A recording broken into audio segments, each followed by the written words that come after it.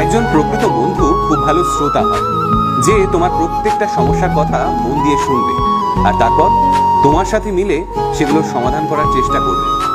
যে তোমার উপর রাগ করবে, বকবে, অভিমান করবে, কিন্তু কখনোই কারো সামনে তোমায় ছোট করবে না।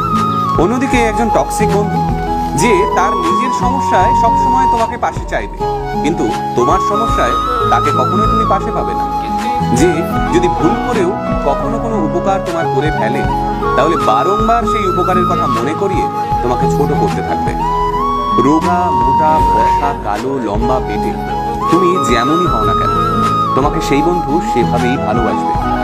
তোমার কোনো দুর্বলতা যদি থেকে থাকে, মানে বদ অভ্যেস, সেটা সে ঠিক করিয়ে দেওয়ার চেষ্টা করবে, কিন্তু কখনোই তোমার আড়ালে সেই দুর্বলতা নিয়ে অন্যদের সাথে আলোচনা করবে না। বরং যে জায়গায় তুমি উপস্থিত থাকবে না, সেখানে যদি তোমার নামে নিন্দাও হয়, সেই বন্ধু তোমারই পক্ষ নেবে।